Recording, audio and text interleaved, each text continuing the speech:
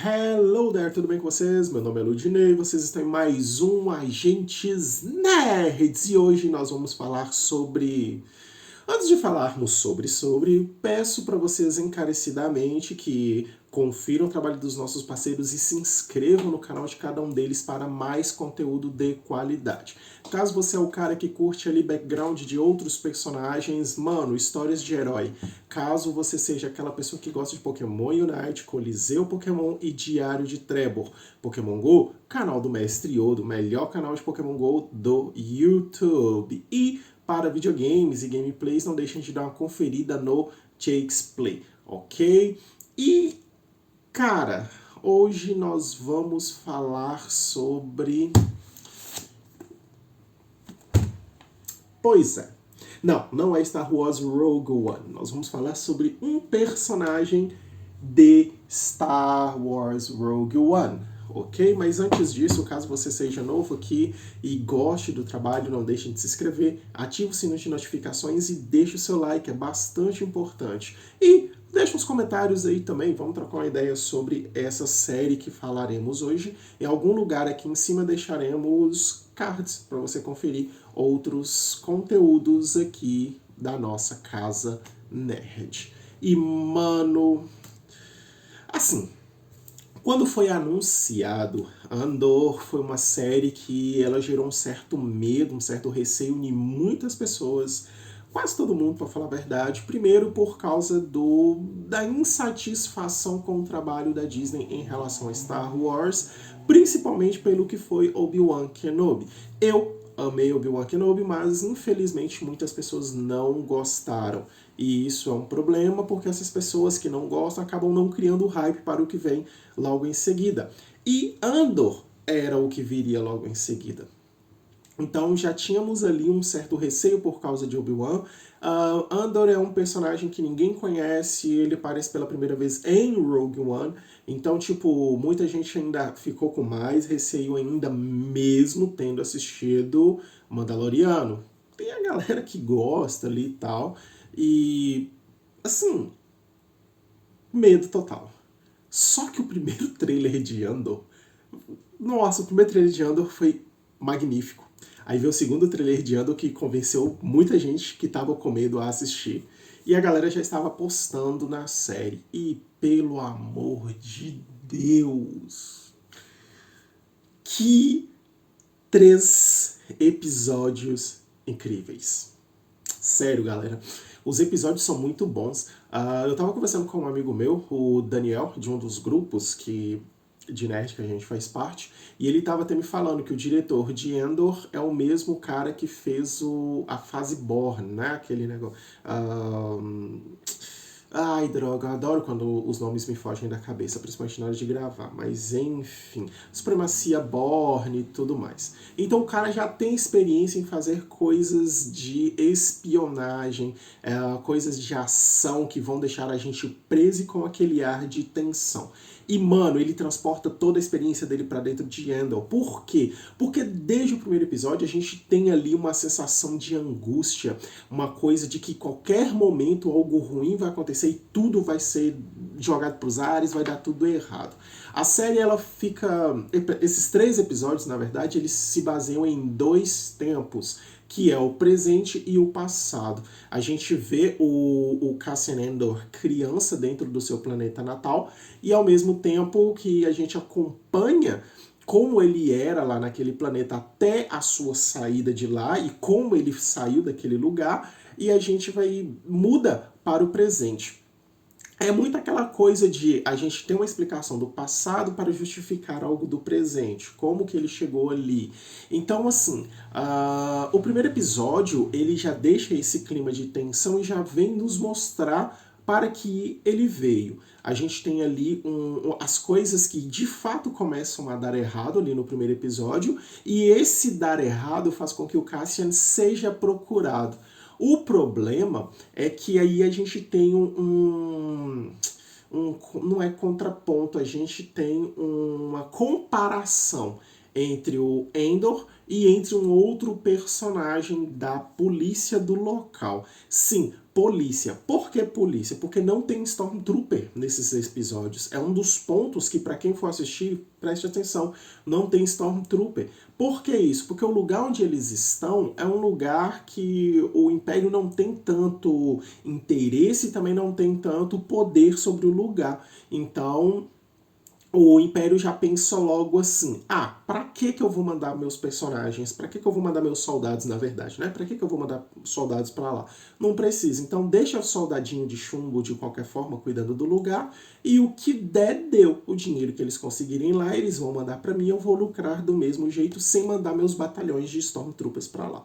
Então não tem Stormtrooper e a polícia local que tem que tomar conta de tudo, e o próprio chefe da polícia já é corrupto. Interessante, chefe de polícia, corrupção. É assim que funciona. E aí, assim, o que acontece ali? O Cassian, ele começa a ser procurado graças a um outro personagem que aparece, e a gente começa a entrar nesse contraste entre os dois personagens, na verdade entre os três, entre o Cassian, o chefe da polícia, e esse outro policial. Por que eu tô falando isso? Porque o Cassian é o procurado. O chefe da polícia, ele nitidamente é corrupto e ele não tá nem aí para o que aconteceu no primeiro episódio. Em contrapartida, esse terceiro personagem, que é o policial bondoso, ele não tem nenhuma experiência em absolutamente nada, mostrando que ele é um personagem que só fica de trás de cadeira, de trás de teclado, e nunca foi para campo, é totalmente despreparado. E ali ele começa a pregar uma coisa de justiça, só que dentro de uma forma ditatorial. E aí ele encontra uma galerinha que apoia a causa dele, e eles vão atrás do Cassian. E o problema é quando eles fazem isso, porque ele não tem preparo nenhum, o cara nem sequer sabe ser um líder. Aí é um outro soldado do esquadrão dele que dá as ordens e ele só apoia o cara. Se qualquer semelhança com a política brasileira, qualquer semelhança com a polícia brasileira em alguns pontos, porque nós temos sim bons policiais, mas nós temos uma gama gigantesca de outros que não estão nem aí pra gente, é mera coincidência. Parece até que esses caras se inspiram no Brasil para fazer esses negócios. E assim, eles vão atrás do Cassian, só que o problema disso é que o Cassian não está sendo só procurado por esses caras. Tem outras pessoas também que estão de olho no Cassian, principalmente um outro personagem. Gente, eu não estou falando nome de personagem que realmente eu optei por não falar. Quero muito que vocês vão lá, assistam, conheçam esses personagens. Eu só estou falando o nome do Cassian porque, tipo, é o nome da série, então não tem como. E aí, assim, ele já começa a dar os seus primeiros passos para entrar na Aliança Rebelde. Ele só não sabe disso ainda, ok? E ali no primeiro episódio a gente tem ele que não só nos apresenta o próprio personagem principal, esses soldados, esses policiais, mas também outros personagens que farão parte ali da vida do Cassian, como a namoradinha não, o que tudo indica que Cassian era um cara pegador, então alguém que já caiu nos braços dele, o cara que namora com ela e que é um ciumento.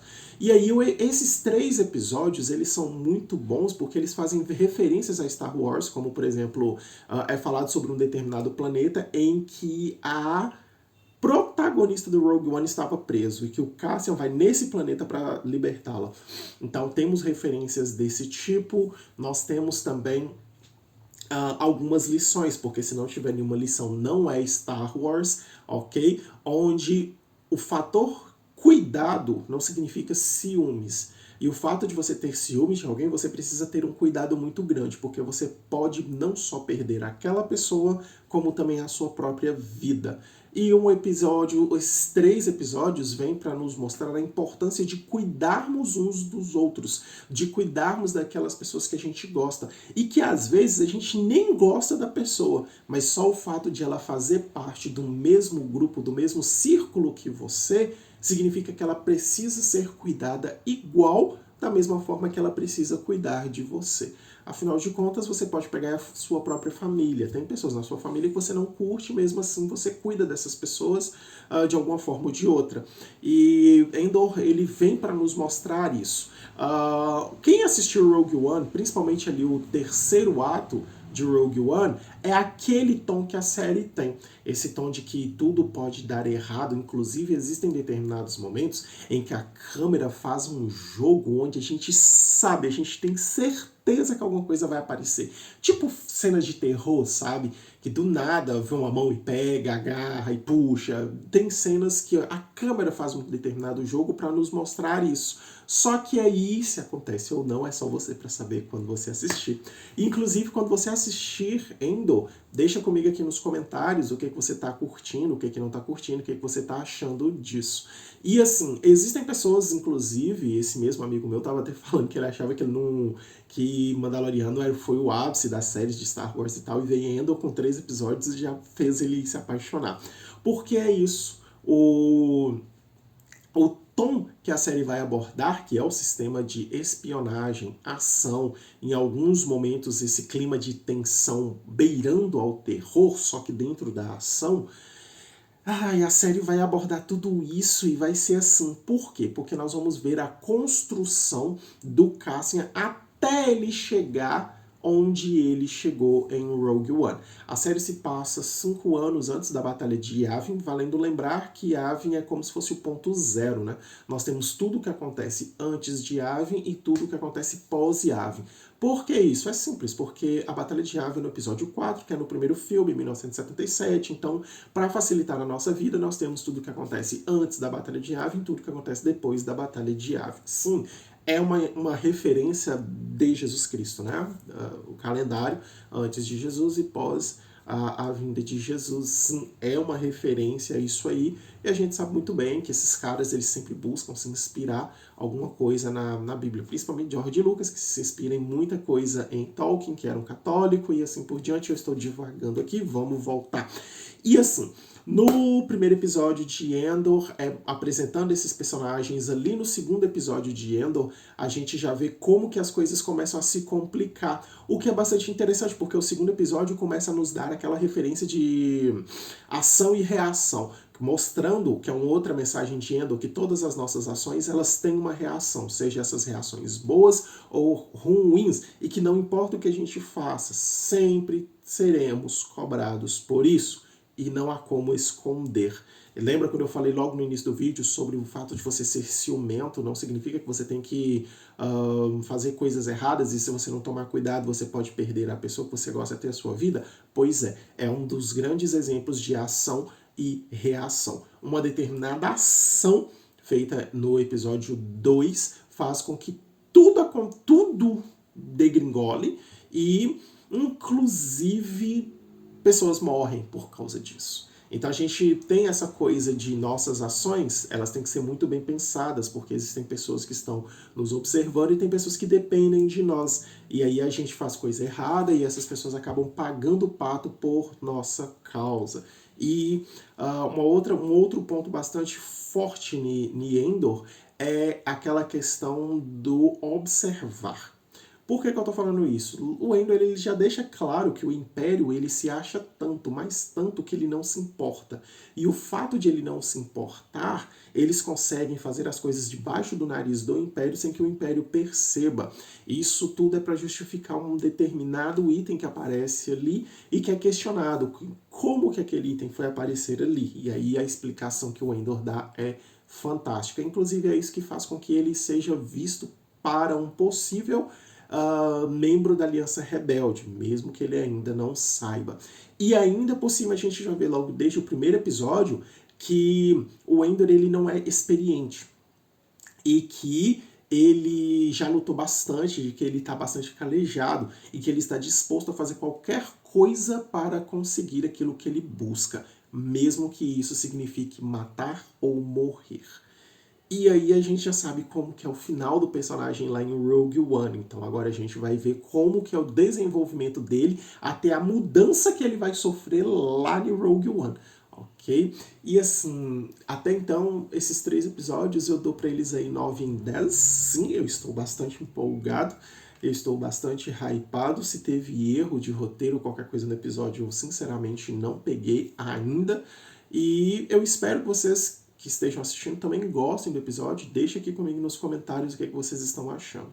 Então, por hoje é isso. Vejo vocês no próximo vídeo. Que a força esteja com todos vocês. Fiquem bem, fiquem com Deus e até mais.